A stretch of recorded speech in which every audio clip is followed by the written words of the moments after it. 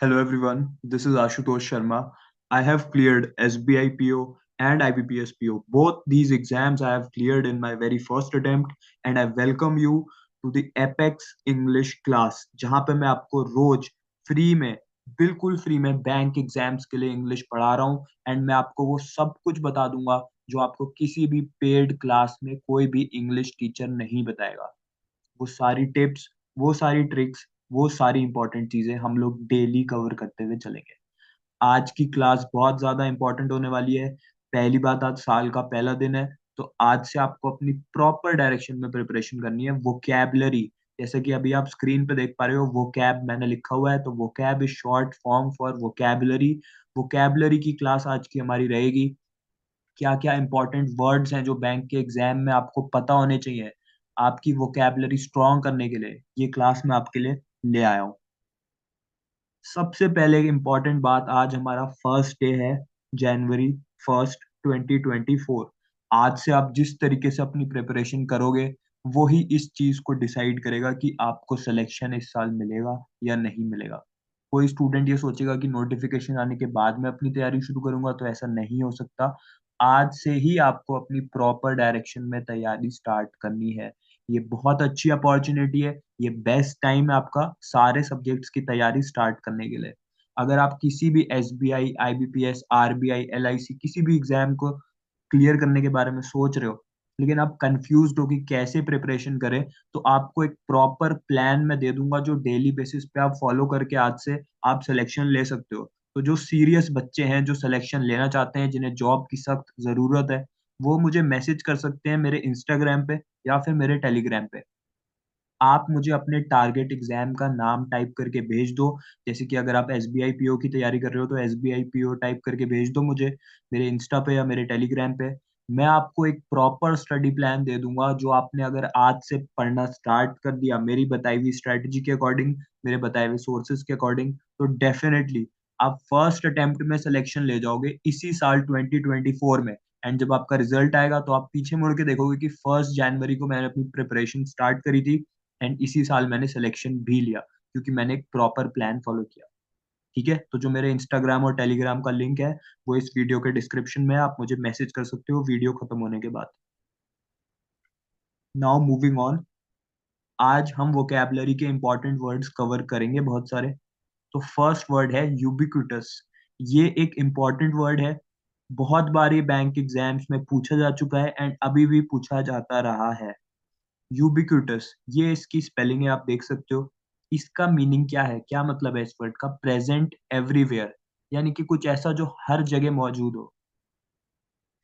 इसका सिनोनियम क्या है? सिनोनियम क्या चीज होती है? जो वर्ड इसका सिमिलर वर्ड है, यानी कि जिसका और इसका मीनिंग सेम है, तो इसका सिनोनियम है ओमनी प्रेजेंट। इसका एंटोनियम क्या है? इसका एंटोनियम है रेयर। ओमनी प्रेजेंट का मतलब होता है कि हर जगह जो चीज प्रेजेंट हो। ओमनी मतलब एवरीवेयर। सो ये बेसिकली यूबिक्विटस का मतलब है omni present. Antonym opposite meaning है रेयर। रेयर ऐसी चीज होती है जो हार्ड टू फाइंड होती है, जो हर जगह प्रेजेंट नहीं होती। तो this was the first word. आपके पास अगर नोटबुक है तो आप प्लीज इसको नोट कर लीजिए अपनी नोटबुक में, ताकि आपके लिए रिवीजन आसान हो जाए। या आप चाहो तो इस वीडियो को सेव भी कर सकते हो, नीचे एक सेव का बटन भी आ रहा होगा, तो ताकि आप आपके पास सेव्ड रहे वीडियो, आप याद कर सको, दोबारा रिवाइज कर सको। Next word.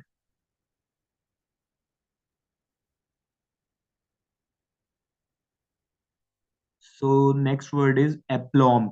APLOMB।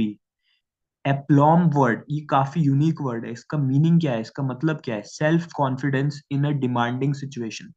सिर्फ सेल्फ कॉन्फिडेंस नहीं, अगर कोई डिमांडिंग सिचुएशन आ जाए वहां पे सेल्फ कॉन्फिडेंस दिखाना, मतलब एक स्ट्रेसफुल सिचुएशन में सेल्फ कॉन्फिडेंस रखना, उसी को कहते हैं एप्लॉम।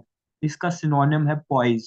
If somebody has poise then it means he has self confidence in a demanding situation. अगर आपके पास एप्लॉम है, if you are aplomb, if you have aplomb, then during the exam you will do well.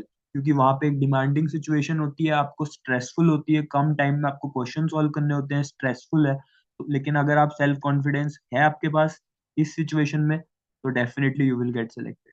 Antonym क्या है इसका? Anxiety, यानी कि nervousness. अब जो स्टूडेंट एंजाइटी रखेगा एग्जाम में, वो ऑफ कोर्स अच्छा नहीं कर पाएगा। Next word ephemeral, ephemeral, it is EPHEMERAL but pronounced as ephemeral. Meaning क्या है इसका? Lasting for a very short time, जो बहुत ही कम टाइम के लिए लास्ट करे ऐसी कोई चीज। सिनोनियम है इसका ट्रांजिएंट, यानी कि इसका एफीमेरल का मतलब होता है, एक और वर्ड जो इसको रिप्लेस कर सकता है वो है ट्रांजिएंट। एग्जाम में आपसे ऐसे पूछ लेगा कि ये एफीमेरल वर्ड को इस पैराग्राफ में कौन सा वर्ड रिप्लेस कर सकता है, तो चार वर्ड्स आपको दे देंगे, उसमें से एक ट्रांजिएंट हो सकता है, तो आपको ट्रांजिएंट मार्क करना है। एंटोनियम अपोजिट वर्ड परमानेंट, मतलब ऐसी चीज जो शॉर्ट टाइम के लिए ना लास्ट करे, हमेशा रहे, उसे कहते हैं परमानेंट। सो एफीमेरल का ऑपोजिट वर्ड है permanent. Next word eloquent, eloquent means fluent or persuasive in speaking or writing. Very good fluency in speaking or very good fluency in writing and is persuasive also, then that is called eloquent. Synonym है इसका articulate, antonym है इसका inarticulate। Articulate का मतलब भी यही होता है, जो सिमिलर मीनिंग है इलोक्वेंट से, कि अगर आपको कुछ लिखना है या कुछ बोलना है तो उसमें बहुत ही ज्यादा अच्छी फ्लुएंसी रखना, बीच बीच में स्टैमर ना करना, मिस्टेक्स ना करना, उसी को इलोक्वेंट कहते हैं। एंटोनियम क्या है इसका? इनआर्टिकुलेट। ऑपोजिट मतलब है इनआर्टिकुलेट, यानी कि जो फ्लुएंट ना हो स्पीकिंग और राइटिंग में। So if you are eloquent in descriptive writing section of bank exams, then you will score high marks. This was a example sentence. Next word, cacophony. Cacophony. It means a harsh, discordant mixture of sounds. So cacophony means a discordant mixture of sounds. Means it is not very pleasant to hear. जो सुनने में अच्छा ना लगे, इस type का mixture शोर होगा। इसके सिनोनियम क्या है? नॉइस। एंटोनियम क्या है? हार्मनी। जैसे कि आपने जब रेलवे स्टेशन अगर आप गए होगे तो आपने देखा होगा, जब ट्रेन एकदम से ब्रेक मारती है तो बहुत ही ज्यादा उसके जो रेल्स पे घिसने की आवाज आती है, तो वो बहुत ही ज्यादा अनप्लेजेंट होती है, नॉइस करती है, कान में चुभती है, तो उसको कैकोफोनी कहेंगे। एंटोनियम इसका हारमोनी है, जो एक प्लेजेंट वॉइस हो, सुनने में अच्छी लगे, जैसे अगर कोई ऑर्केस्ट्रा बज रहा है तो वो हारमोनी है। So that is the opposite word of cacophony. Next word is mitigate. Mitigate means make less severe, किसी चीज को कम कर दें अगर उसके इफेक्ट को, तो उसे मिटिगेट कहते हैं। इसका सिनोनियम है एलिविएट और इसका एंटोनियम है एग्रेवेट। ठीक है, तो इसका सिनोनियम एलिविएट है, इसका एंटोनियम है एग्रेवेट। एग्रेवेट का मतलब होता है किसी चीज को और बढ़ा देना। ठीक है, एलिविएट का मतलब होता है किसी चीज को हटा देना, यानी कि मिटिगेट कर देना। काफी सारे वर्ड्स हमने अभी तक कवर करे हैं। आप, आई एम श्योर कि आप लोग इसको नोट करते हुए चल रहे होगे, वर्ड्स को, उनके मीनिंग्स को, सिनोनिम्स को, या फिर आपने वीडियो को सेव कर लिया होगा। एंड अगर आपको अभी तक कुछ हेल्पफुल लग रहा है कंटेंट, आपको लग रहा है कि आपकी इंप्रूवमेंट हो रहा है, तो आप वीडियो को लाइक कर दीजिए। एंड अभी तक अगर चैनल को सब्सक्राइब नहीं करा है तो सब्सक्राइब भी कीजिए। Next word, juxtapose.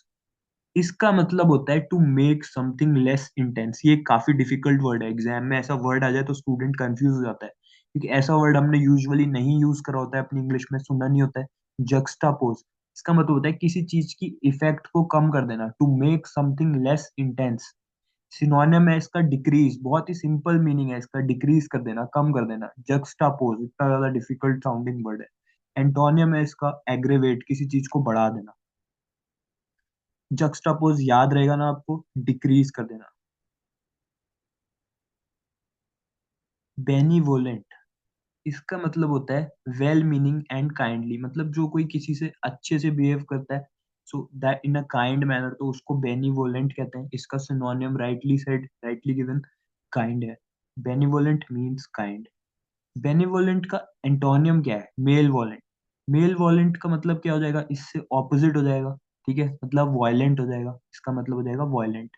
Opposite meaning benevolent का हो जाएगा वायलेंट। अगर आपसे एग्जाम में पूछ ले कि what is the antonym of the word benevolent, तो आप वायलेंट या उससे रिलेटेड वर्ड कोई हो, या मेल वॉलेंट वर्ड हो, तो उसको मार्क कीजिएगा।